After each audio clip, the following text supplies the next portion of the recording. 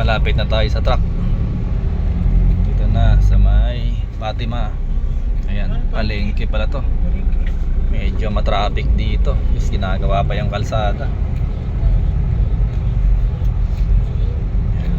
Kumaliwa sa Francisco Barzaga Road.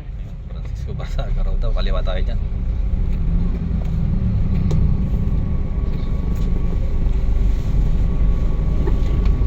Kaliwa. Ayan. Traffic nga lang.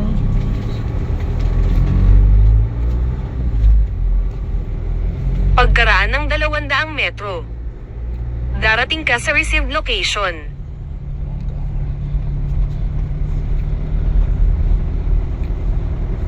Saan kaya siya dito?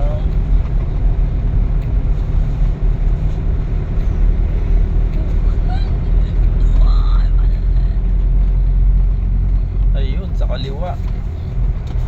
Doon siya nakapark. Ayun siya. Ayan. Nakarating ka na sa iyong destinasyon. Ayun siya. Ayun, doon siya nakapark. Sa kabilang yun. Ayun na, sa Apamart. Ayan siya, U-turn tayo. Kaso wala tayong parking. Dito muna siguro tayo. Ha? Hintayin natin nga malis yung tricycle. Ayan. Tingnan mo muna, Noy.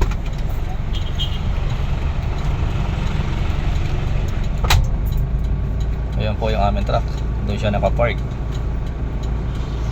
Hindi tayo makalapit kasi walang Isikin. may tricycle. May isikil daw, sabi ni Jano. Ayan. Kasama natin pag-rescue. Ayaw magpaiwan. Bakit ka sa mama? Gusto ko kasi sama. Gusto masama? Papatik. Napitan natin ang ating truck. Anong problema?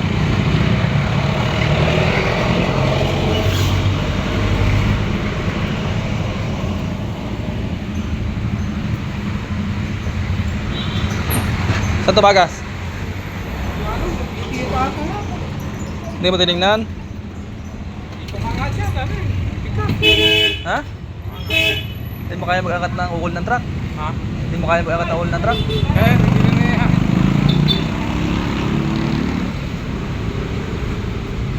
Eh paano pala kung halimbawa may problema, hindi mo kaya angatin yan?